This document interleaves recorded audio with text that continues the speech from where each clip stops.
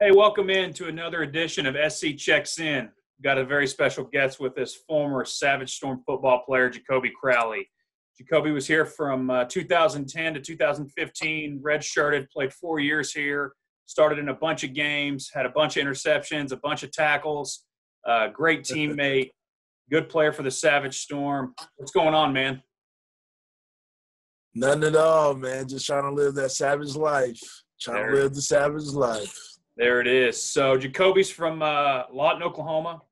We'll just kind of start there, coming from Lawton. Why Southeastern? You know, when I was in high school, a senior, and I was able to go out and be recruited and go to different places, I think that what really drove me to Southeastern was the family ordinance that they had. When it came towards how, everyone kind of knew each other and was connected with one another, was able to meet the team, was able to meet the head coach, Red Richards. And I thought it was pretty cool to have that family structure. And then on top of that, they told me if I wanted to win, I needed to come to Southeastern. If I wanted to get beat, I can go to UCO or other places. So I wanted to win, so I came out to Southeastern. Well, there it is there. So, you come to Southeastern. Like I said, you redshirted your first year. How was that being a redshirt your first year here? It was tough because I'm going to be honest with you. Can I be honest with you, Seth? Yeah. It was a culture shock. I mean, really. I love Southeastern. I love Durant, Oklahoma. But I came from a different part of the state. First off, we're not used to all those trees where I'm from. This is kind of flat land here. So it was just different. It was really different. I really enjoyed it. I think for me, what really helped me out more than anything else is that I was able to connect with my roommates and a lot of my teammates, and then also individuals throughout the university itself.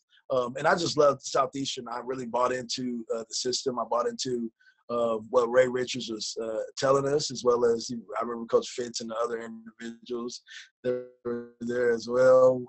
And I just enjoyed it. I loved it. I thought by far for me, I wanted to be an educator, and that was one of the things that kind of drove me towards Southeastern because Southeastern had a great education department. So I thought by far that was something that was that kind of made stir my decision to move towards going to Southeastern Oklahoma State University. So you get through your redshirt year. Like I said, you played 4 years after that, played in a ton of games. What was your experience like, the day-to-day, playing in the games on Saturdays, as they call them, the Savage Saturdays? How was that? Man, now you got me really thinking. I think it was really it was a different experience. I remember my first day of practice. I remember vividly as a redshirt freshman, going into being acclimated towards a college life and seeing how everything was around within the college lifestyle. But I remember vividly going to practice, and, I played defensive back. So, we were always taught one little small move, one little misstep, whatever, could be a touchdown. And we were going against the practice squad. It was me, I think, Jacobi, Sanders, and a few other individuals. And we were going against the starters, and we were on the practice squad. And I remember, doing something or something happened and something caught my attention. And next my guy caught the touchdown. And it was just kind of like everybody was happy and excited. And it really got me to understand more that this is a different level. That I had to come a little bit different than how it was in high school and other places. So it got me to a place to really, get focused in on football. And I think that was most important by far. As a college athlete, there's a different level of mentality that you have to have. You got to grind every day. And I think that really got me to that point. I love the college atmosphere every Saturday. That was just something for me. And then later on in the years, we started to have, I think it was the tailgate alley, which I love to go through the walk and things like that. That really got me to a point. But I really loved the atmosphere itself. It was really awesome. You talk about the walk. That's one unique thing that I think we do that I have always loved and enjoy is that that walking out before pregame, go back into the locker room. Once you're in that locker room, it's time. And so, you know, and you get the fans out Yes. there and the band and all the kids. It's a unique experience, and I think it's one thing that we did this year. And you know, when I went out there for it, it reminded me of how impactful it was. So you play 4 years, you graduate. What'd you get your degree in?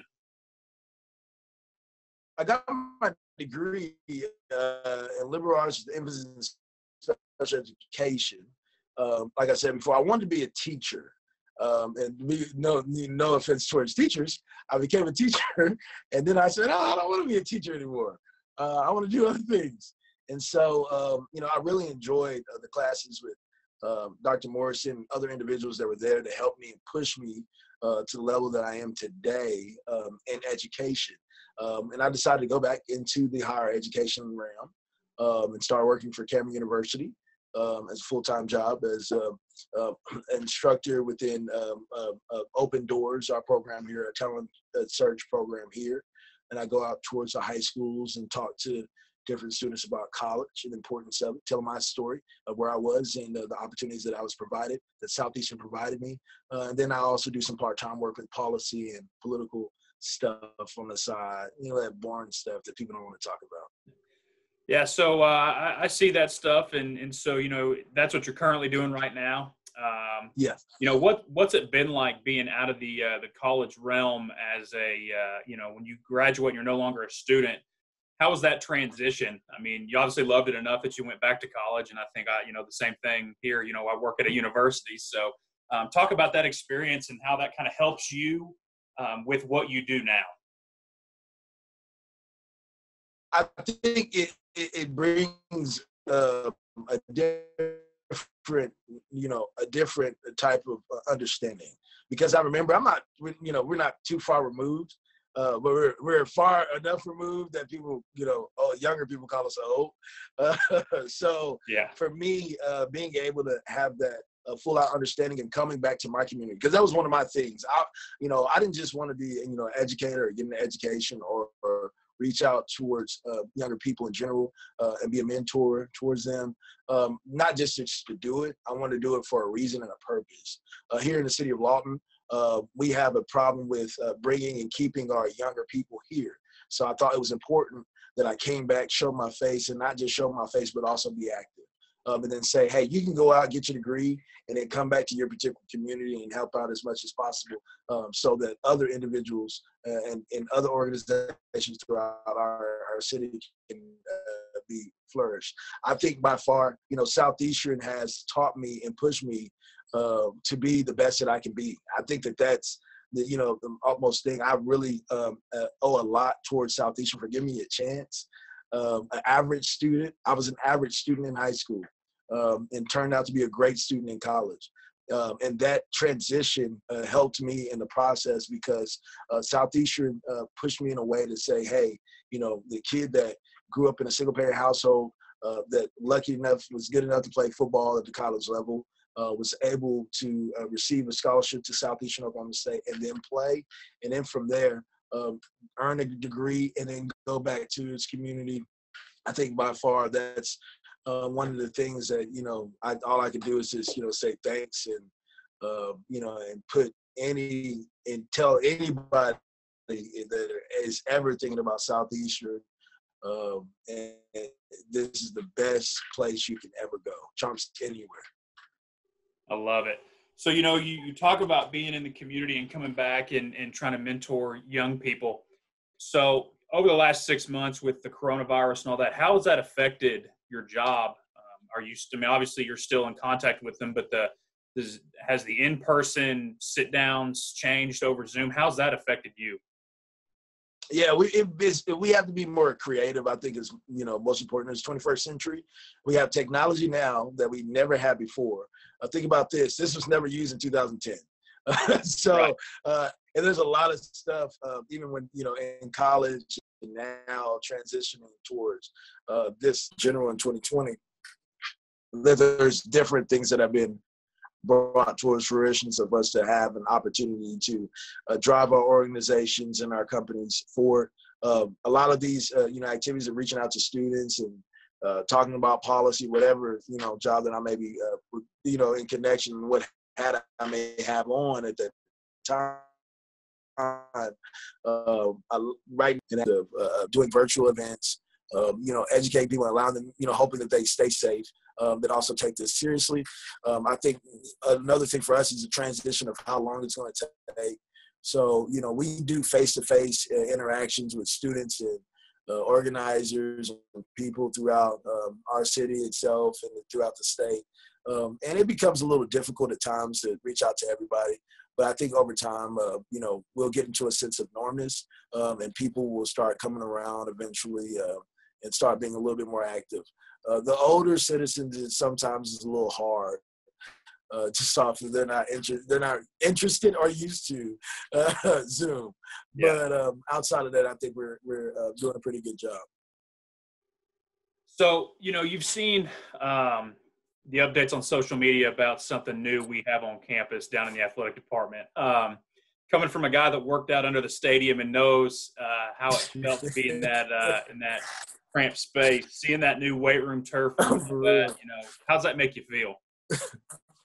Man, it makes me feel proud. I'm telling you, when I seen that, I was sending pictures to everybody I knew. Either played at Southeastern or associated. I was enough to that one of my former bosses and one of the head coaches that I coached the high school I coached at. He went to Southeastern too. And so he was, when I showed him the pictures, he was like, because where we were at, that was an upgrade from where he was at. Yeah. And I think by far, I'm so excited.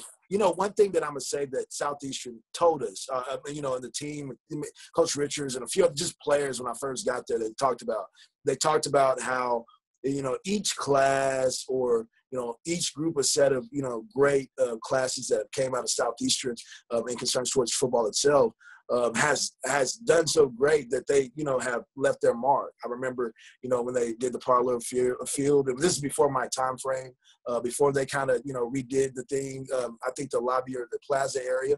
And then also when they did the locker room and things like that, those particular, teams are really great. And even, now I think, when playing, it's always a sense of norms of saying, like, look, I don't want to just play for myself, but I want to play for that next group of people that are coming right after us and seeing if we can leave a legacy. And I think that we were able to leave a legacy behind in some way, and saying this was something that, everybody contributed to, if it's monetary or if it was effort off of, on the field. Well, there it is. So, I don't want to say the name, but when I talk about that orange school in Ada, how does that make you feel? Look, look. Now I have some players that play at that other school, and I'm, and I told them, I said, well, I love you. I'm going to cheer for you, but I'm gonna tell you this: you'll never beat the Savage Storm. There it is. You'll never be as good as the Savage Storm. There it is. So, you've kind of alluded to it, but I'm going to ask you one last question. When I say Southeastern Oklahoma State University and the Savage Storm, what does that mean to you? Savage life. I think it's a lifestyle.